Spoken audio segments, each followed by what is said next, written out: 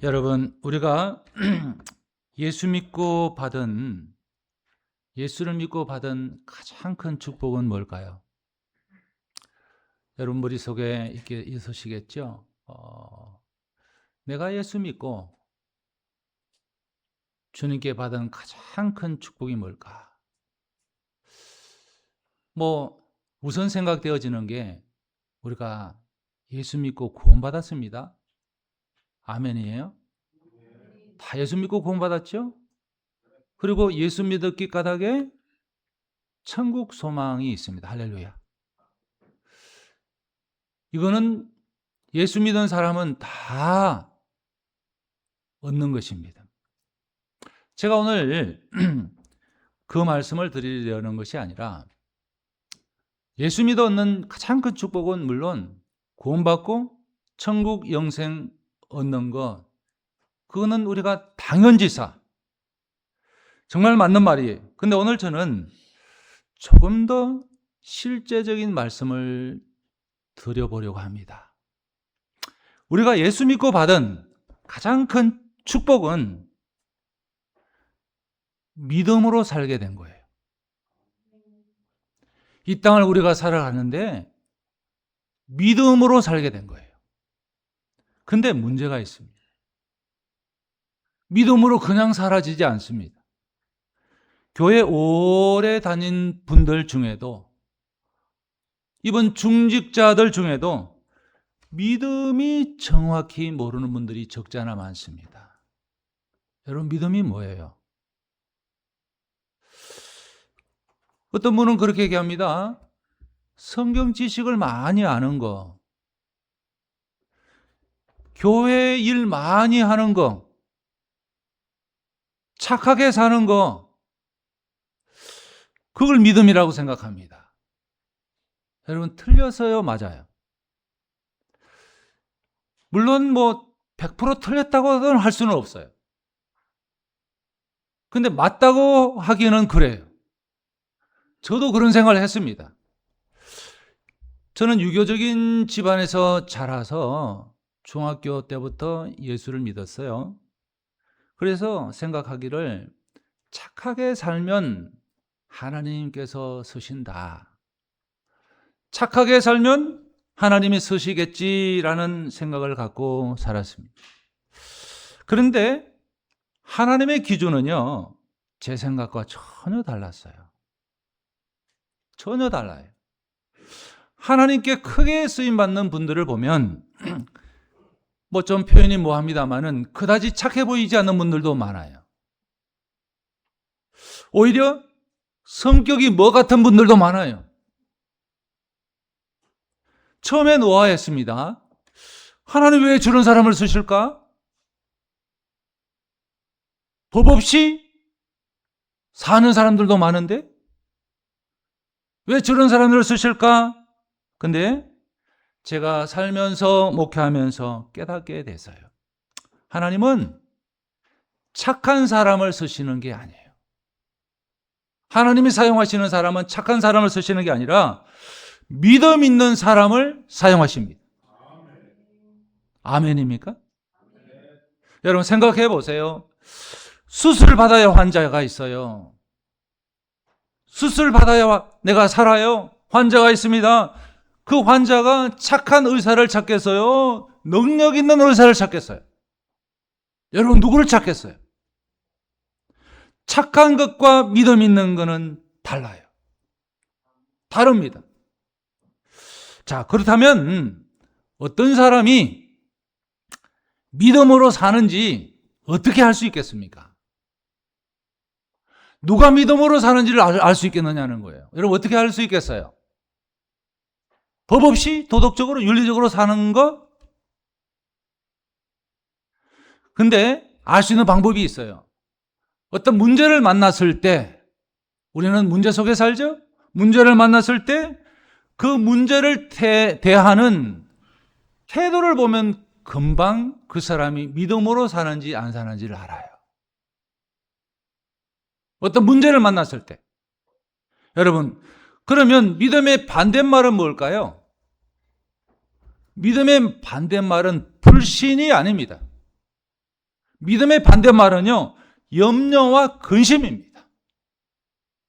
여러분 다시 한번요. 믿음의 반대말은 불신이 아니에요.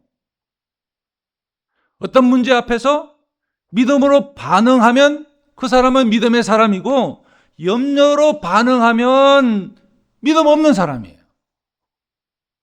여러분 스스로 생각해 보세요. 오늘 이 말씀을 우리 가슴에 새기면서 함께 본문으로 들어가 보겠습니다. 오늘 본문 마태복음 6장은 산상수훈의 말씀의 일부분이에요. 우리 주님 복음서의 말씀이 잔뜩 기록되어 있는데, 그 중에 정말 주님의 말씀에 정말 정수라고 하는 게 산상수훈의 말씀이에요. 그 산상수훈의 일부인데, 예수님께서는 산 위에서 무리를 향해서 하나님 나라의 삶이 어떤 것인지를 가르치고 계십니다. 의에 줄이고 뭐 등등 이렇게 가르치세요. 그런데 오늘 본문 바로 앞 19절에서 24절까지 예수님이 뭐라고 말씀하셨는지 여러분 아세요? 재물과 하나님을 동시에 섬길 수 없다는 말씀을 하셨어요. 함께 읽어보겠습니다. 너희가 하나님과 재물을 겸하여 섬기지 못하느니라. 그리고 곧바로 이어지는 말씀이 오늘 본문 말씀이에요. 또 읽어보겠어요. 그러므로 내가 너에게 이르노니 목숨을 위하여 무엇을 먹을까 무엇을 마실까 염려하지 말라. 여러분 이 흐름이 중요합니다. 예수님이 염려하지 말라고 하신 것은 단순한 위로의 말씀이 아니에요. 아, 배고파요. 못 먹어서요. 아이고 뭐 한 끼 굶을 수도 있지. 이렇게 괜찮아. 다음 끼는 먹을 수 있을까 위로하는 말씀이 아닙니다. 그러면 재물을 의지하는 삶에서 하나님을 의지하는 삶으로 돌아서라는 도전이에요. 자, 당시에 갈릴리 지역의 사람들은요, 대부분 먹고 사는 것 자체가 걱정인 사람들이 대부분이었어요. 먹고 사는 게. 그들에게 예수님이 이렇게 말씀하신 거예요. 우리 함께 읽어볼까요? 공중의 새를 보라. 심지도 않고 거두지도 않고 창고에 모아들이지도 아니하되 너희 하늘 아버지께서 기르시나니 너희는 이것들보다 훨씬 귀하지 아니하냐. 들의 백합화가 어떻게 자라는가 생각해 보라. 수고도 아니하고 길쌈도 아니하느니라. 그러나 내가 너에게 말하노니 솔로몬의 모든 영광으로도 입은 것이 이 꽃 하나만 갖지 못하였느니라. 당시 갈릴리 지역에 사는 사람들에게 하신 말씀이에요. 예수님은 자연을 교과서로 삼으셨어요. 날아다니는 새는 내일 먹을 것을 저장해 두지 않습니다.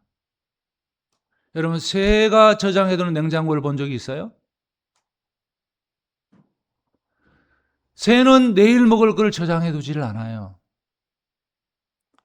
꽃은 스스로 아름다워지려고 애쓰지 않습니다. 그런데도 하나님이 먹이시고 입히십니다. 할렐루야. 그렇다면 하나님의 형상대로 지원받은 우리는 얼마나 더 귀하겠습니까? 얼마나 더 귀하겠어요? 예수님이 25절에서 34절까지 무려 10번 가까이 반복하시는 이 말씀의 핵심은요, 이거예요. 염려는 하나님을 너무 작게 보는 데서 온다는 거예요. 하나님을 크게 볼수록 염려는 작아진다는 거예요. 이게 주님의 말씀의 핵심이에요. 사실 우리는 염려를 모두 주님께 맡기고 싶어 합니다. 여러분 그렇죠? 여러분에게 한번 솔직히요. 염려 없으신 분들 손 들어보세요. 걱정거리 없는 분 손 들어봐요. 다들 염려 걱정거리 얼굴에 그냥 잔뜩 박아 놓으셨네. 주님께 맡기고 싶어 합니다. 그런데 여러분, 이 염려거리, 걱정거리가 맡기고 싶다고 해가지고 맡겨지는 게 아니잖아요. 그렇다면 다 맡기죠, 그냥. 염려는 또 노력한다고 해서 없어지지도 않아요. 염려 물러가라, 안 없어져요. 예전에 좀 오래됐는데 베드로서를 성경 공부한 적이 있는데 그 성경 공부 숙제가 이런 것이었던 것 같아요. 일주일 동안 우리 염려하지 않고 살아봅시다. 염려하지 않고 지내보는 게 숙제였어요. 근데 그 다음 주에 와서 한 여성도님이 말하기를 이렇게 간증했습니다. 목사님, 염려 안 하려다가 힘들어 죽을 뻔했어요. 염려 안 하라, 걱정 안 하려다가 힘들어 죽을 뻔했다.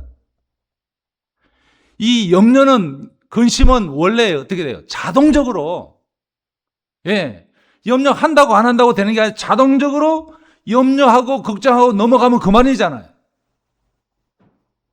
그래서 염려를 껴안고 산다고 그러는데 그만인데 그 주간은 염려, 걱정을 안 하려고 하니까 오히려 더 염려가 된다는 거예요.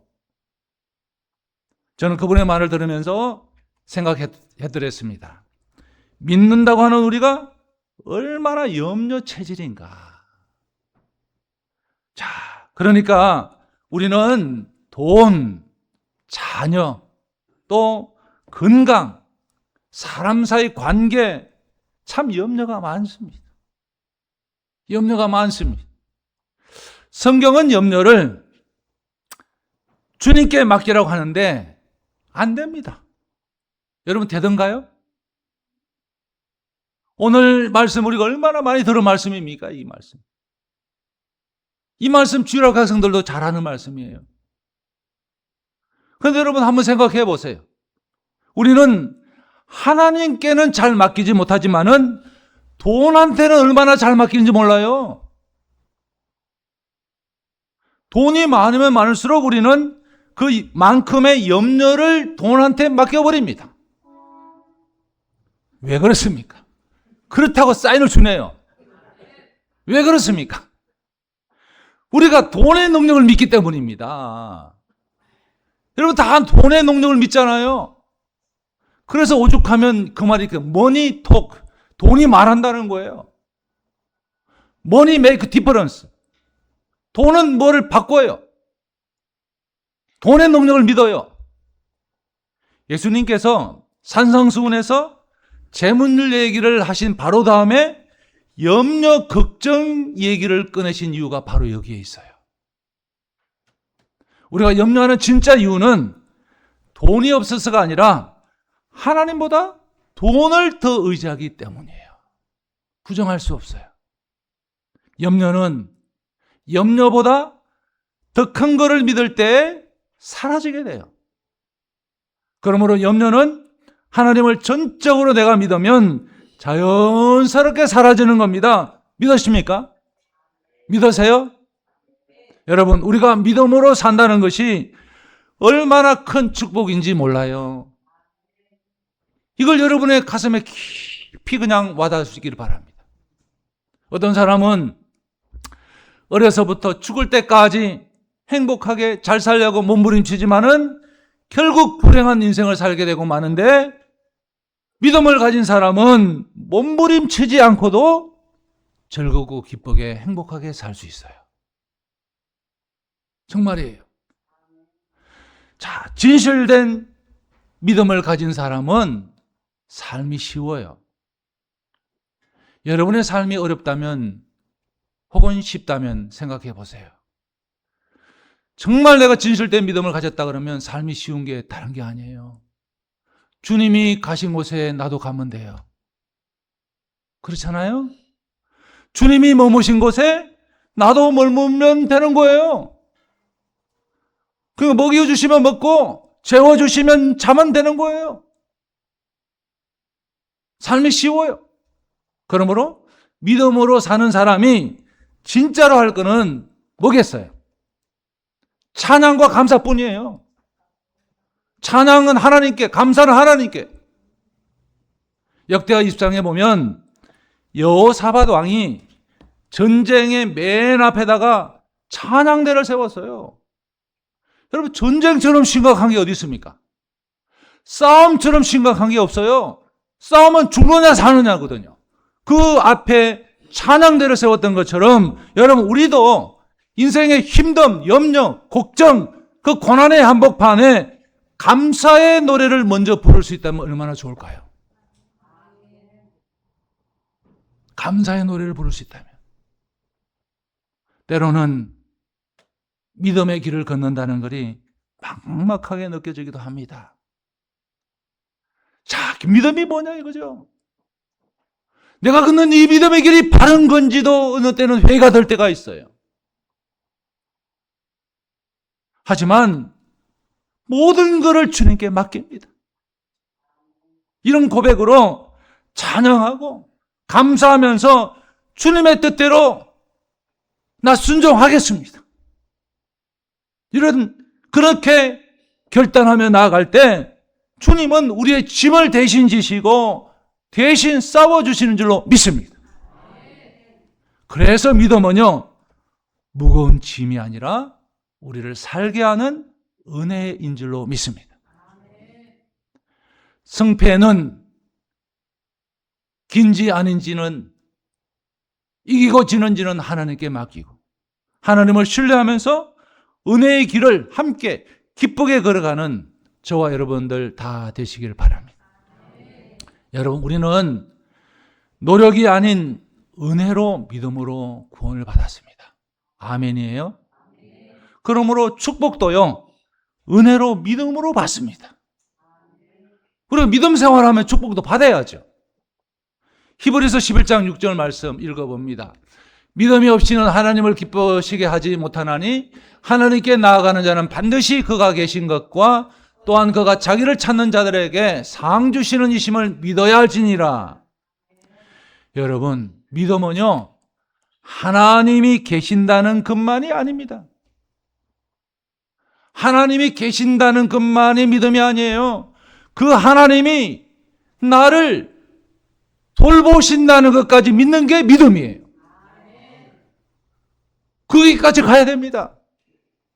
26절 말씀처럼 공중에 새 한 마리도 돌보시는 하나님이 하물며 그분의 자녀인 우리를 돌보지 않으시겠어요? 하나님 우리를 돌보시지 않으시겠어요?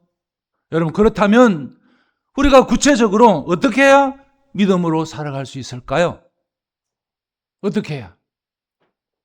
오늘 저는 4가지를 말씀드리려고 합니다. 이 4가지는 따로 떨어져 있는 게 아니라 서로 연결되어 있어요. 하나씩 함께 걸어가 보도록 하겠습니다. 첫째는 나 자신이, 여러분 믿음 생활 하잖아요. 우리가 믿음 없이 살아온 것을 회개해야 합니다. 여러분, 믿음 없이 여러분이 지금까지 살아오신 걸 회개하셔야 돼요. 한 분이 저한테 이런 말을 한 적이 있어요. 아니, 목사님은 목사님이잖아요. 목사님이잖아요. 목사님이야 형편이 그럴만하니까 하나님을 믿을 수 있겠지만은 저는 그럴 형편이 못 됩니다.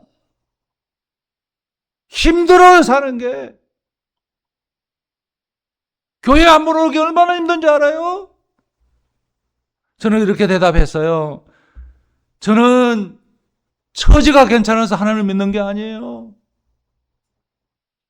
형편이 좋아서 주의를 하는 것 아니에요. 하나님을 믿으니까 이 정도라도 살게 해주시는 거 아닌가요? 그렇게 생각해요. 하나님을 믿으니까. 여러분, 믿음은요, 형편이 좋을 때 생기지를 않더라고요. 여러분들도 보세요. 형편이 좋을 때 믿음이 생기던가요? 형편이 어려울 때도 하나님을 바라보는 게 믿음이에요. 하나님을 바라볼 수 없는 형편에도 하나님을 바라보는 게 믿음이에요. 예수님도 30절에서 말씀하셨잖아요. 읽어봅니다. 오늘 있다가 내일 안궁에 던져지는 들풀도 하나님이 이렇게 입히시거든 하물며 너일까 보냐. 믿음이 적은 자들아, 믿음이 적은 자들아. 이렇게 이 말씀은 책망의 말씀이기도 한데요. 동시에 초대이기도 합니다. 지금 너의 그 작은 믿음으로도 괜찮다. 그러나 거기에 머물지 말고 더 가까이 나오거라. 초대이기도 합니다. 그러면 오늘 우리가 믿는다고 하면서 실제로는 염려로 살아온 것을 하나님 앞에 솔직히 내려놓으시기 바랍니다. 그 솔직함이 회개입니다. 그 회개가 우리 믿음의 첫걸음인 줄로 믿습니다. 믿음으로 살아가는 두 번째 방법은요, 하나님의 말씀을 많이 읽으십시오. 여러분, 밥만 물만 먹고 살지 마시고요, 말씀을 먹고 살아야 합니다. 성경을 많이 읽으시면 여러분 삶이 풍요로워집니다. 근데 이게 읽기가 쉽지는 않아요. 읽기가 쉽지 않아요. 우리 교회에 지금 교육사회팀에서 하는 성경 읽기 반이 있어요. 자율 성경 읽기 반, 스파르타 성경 읽기 반 있는데 지금 한 2달이 넘은 것 같아요. 저도 거기다 넣어놔가지고 제가 나가고 싶다 안 그랬어요. 넣어놔가지고 스파르타 반도 들어가 있고 자율 반도 들어가 있어가지고 그날 분량을 안 읽으면 안 돼. 제가 여러분 하루 그냥 이렇게 살다 보면 하루 금방 가요. 이 말씀을 목사가 매일 먹고 살아야 되는데 어느 때는 어느 날은 이게 못 읽을 시간이 없을 때가 있어요. 그럼 제가 어떻게 하겠어요? 이거 아멘으로 해야 되거든요. 이게 아멘으로 올려야 된단 말이야. 어떻게 해야 되겠어요? 그러니까 뭐 방법이 없어요. 운전하면서 듣는 거예요. 운전하면서 볼 수는 없잖아. 운전하면서 말씀을 듣는 겁니다. 말씀을 많이 읽어야 됩니다. 정말입니다, 여러분. 말씀을 여러분 인생에 한 200독은 해보세요. 정말입니다. 우리는 어릴 적부터요, 믿음 없는 소리를 참 많이 듣고 살아왔어요. 요즘은 그러지 않겠죠? 너는 안 돼! 예? 그런 얘기. 넌 못해! 바보야! 멍청아! 못난 놈아! 이런 얘기 너무 많이 들으면서 우리가 자랐어요. 로마서 10장 17절에 말씀합니다. 믿음은 들음에서 나고 들음은 그리스도의 말씀으로 말미암느니라. 믿음은 여러분 결심으로 생기지 않아요. 말씀을 듣고 읽을 때 성령께서 그 말씀을 통해서 믿음을 우리 안에 심으시는 거예요. 심으시는 거예요. 여러분, 우리가 감정과 기분의 믿음을 세우면 큰일 납니다. 감정과 기분 위에 믿음을 세우면요, 왠지 기분이라는 말에 여러분 속지 말아야 해요.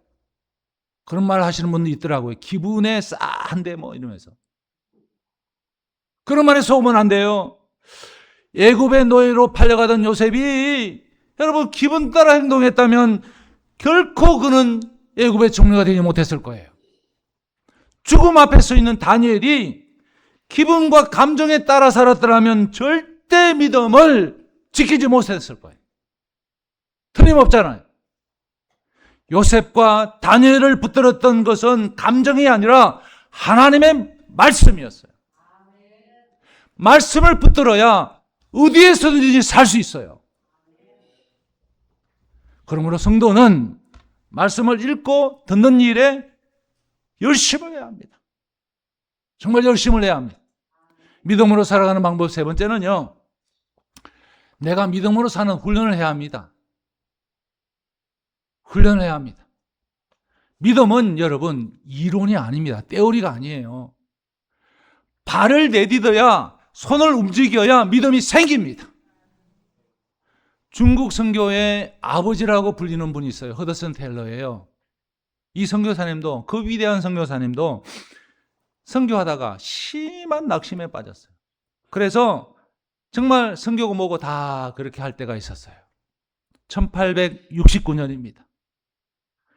이분은 선교지에서 몸과 마음이 완전히 다 그냥 지친 채 쓰러지고 말았어요. 단순히 몸만 입는 게 아니었어요.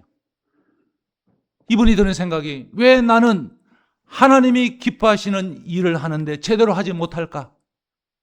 선교지에서 내가 목숨 내고 왔는데 선교 열매도 없고 내가 왜 이 모양 이 꼴일까 하는 자책감이 이분을 짓눌렀어요.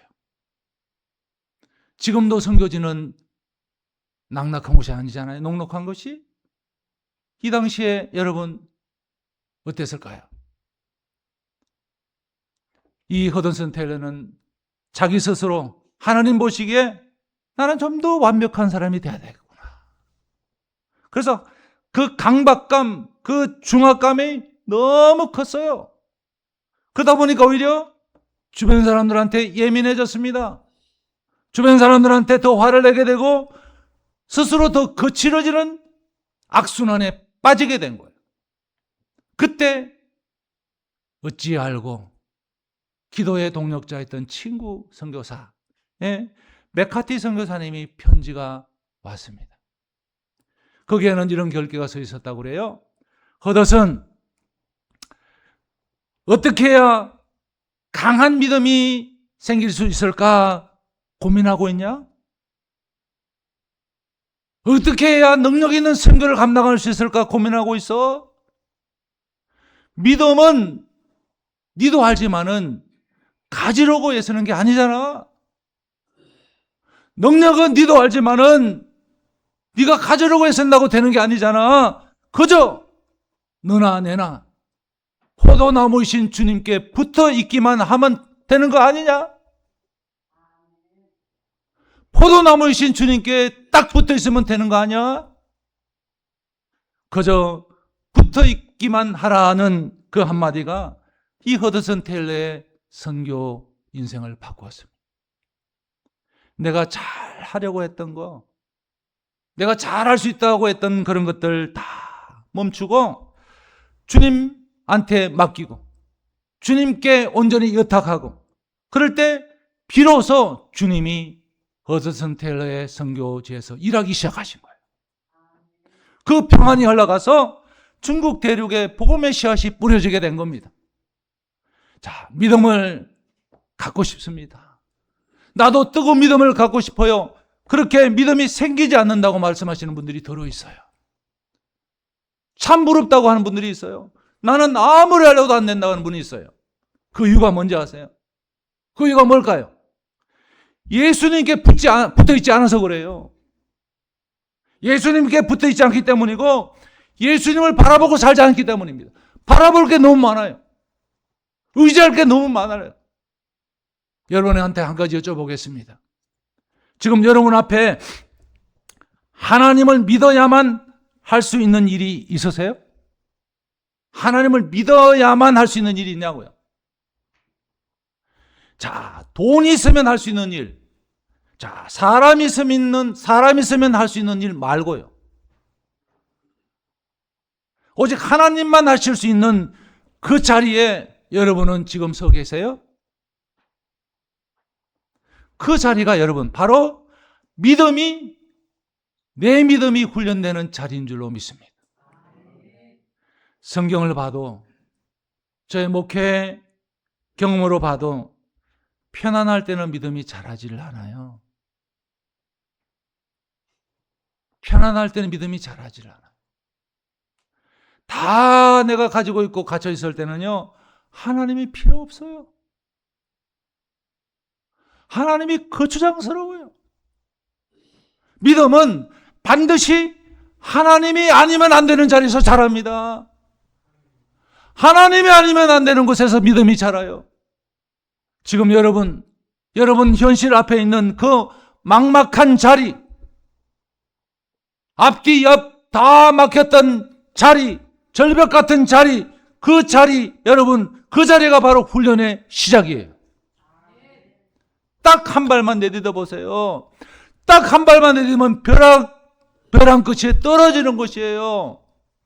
근데 딱 한 발만 내딛어 보세요. 하나님은 반드시 거기에서 만나주십니다. 믿으시면 아멘 하세요.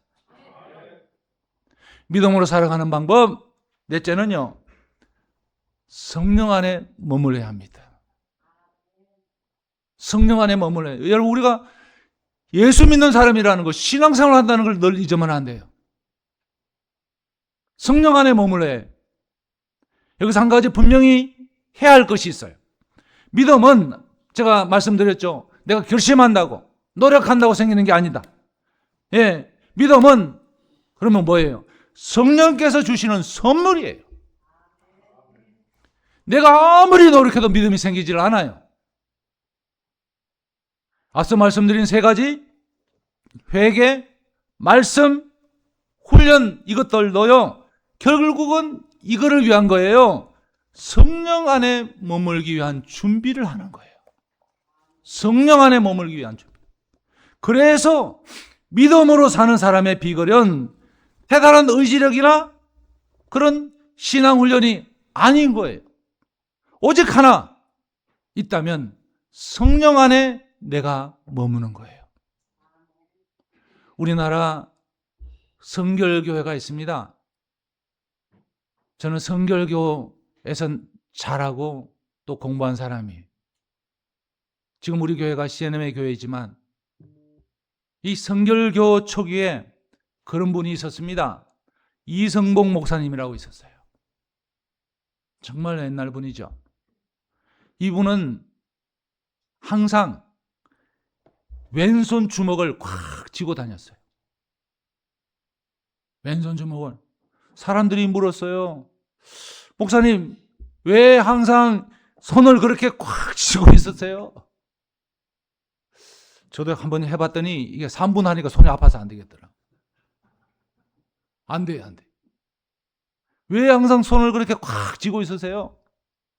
근데 목사님은 조용히 확신에 찬 목소리로 대답하셨어요. 주님의 손을 내가 붙들고 가는 거야. 주님의 손을 내가 붙들고 가는 거야. 여러분, 그 주먹 안에는 아무것도 없었습니다. 눈에 보이는 아무것도 없습니다. 그러나 목사님은 알고 계셨어요. 보이지 않아도 주님이 붙들고 계시다는 걸 알고 계셨어요. 그게 믿음이에요. 그것이 성령 안에서 사는 것인 줄로 믿습니다. 지금 여러분의 손은 무엇을 붙들고 있습니까?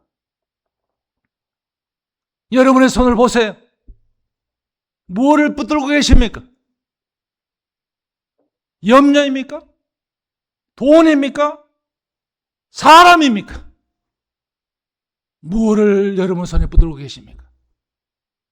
지금 그 손을 펴세요. 그리고 다시 쥐세요. 여러분, 우리 모두 주님의 손을 붙들고 사십시다. 주님의 손을 붙들어야 생명의 손이 됩니다. 그게 진짜 믿음이에요. 지금 앞에서 설교하면서 염려하지 마라, 믿음을 가지라, 이렇게 설교하고 있는 저도 믿음이 휘청거릴 때가 많습니다. 저는 여러분과 별다른 존재 아니에요. 사람들은 제가 목사니까 언제나 믿음이 충만하다 그렇게 생각할지 모르지만은요, 낙심되고 좌절할 때가 얼마나 많은지를 몰라요. 그러나 저는 믿음을 회복하는 법을 압니다. 다른 방법 없어요. 오직 십자가 복음뿐이에요. 오직 십자가 복음뿐입니다. 예수님, 저는 주님과 함께 죽었습니다. 주님과 함께 죽었습니다.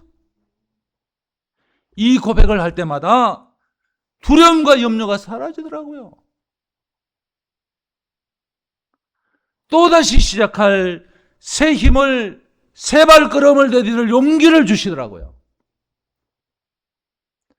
앞이 전혀 보이지 않을 때가 수없이 많아요.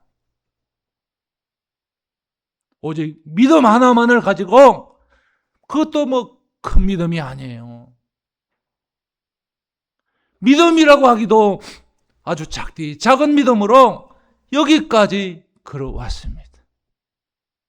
여러분, 예수님은 본문 34절에서 이렇게 말씀합니다. 읽어봅니다. 그러므로 내일 일을 위하여 염려하지 말라. 내일이란 내일이 염려할 것이요 한날의 괴로움은 그날로 족하리라. 여러분, 살다 보면 돈이 부족할 때가 있죠. 그러면 다니는 직장의 사장님한테 돈을 땡겨다 씁니다. 그죠? 또 친구한테, 아는 사람한테도 돈 빌려 땡겨다 씁니다. 그렇듯이 내일 걱정을 오늘 끌어다 쓰지 마세요. 내일 걱정할 거를 오늘 끌어다 쓰지 말라고요. 오늘 하루 주님께 붙어 있으면 됩니다. 여러분, 염려가 없어지기를 기다리지도 마세요.